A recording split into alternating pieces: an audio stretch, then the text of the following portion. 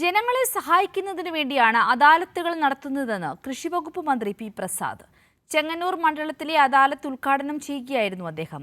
നിയമത്തിന്റെയും ചട്ടത്തിന്റെയും ഉള്ളിൽ നിന്നുകൊണ്ട് ജനങ്ങൾക്ക് ചെയ്യുവാൻ കഴിയുന്ന എല്ലാ സഹായങ്ങളും ഉദ്യോഗസ്ഥർ ചെയ്തു കൊടുക്കണമെന്നും മന്ത്രി പറഞ്ഞു.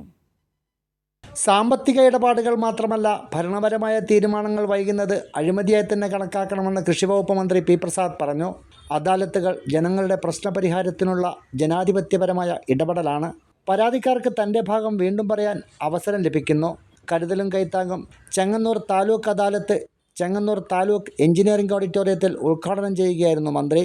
നിയമത്തിനും ചട്ടത്തിനും അകത്തു നിന്നുകൊണ്ട് ജനങ്ങളെ പരമാവധി സഹായിക്കാനുള്ള ശ്രമമാണ് അദാലത്തുകളെന്നും മന്ത്രി പറഞ്ഞു.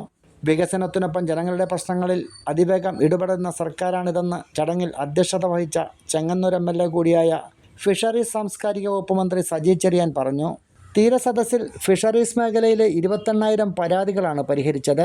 ചെങ്ങന്നൂരിൽ പരിഹാരം കാത്തുകിടന്ന 4,500 അപേക്ഷകളിൽ 25-ലധികം ഉദ്യോഗസ്ഥരെ ഇരുത്തി പരിഹരിച്ചതായും അദ്ദേഹം സൂചിപ്പിച്ചു. ഉദ്ഘാടന സമ്മേളനത്തിൽ ജില്ലാ പഞ്ചായത്ത് പ്രസിഡന്റ് KG രാജേശ്വരി, ജില്ലാ കളക്ടർ അലക്സ് വർഗീസ് തുടങ്ങിയവർ പങ്കെടുത്തു. News bureau, Alappuzha.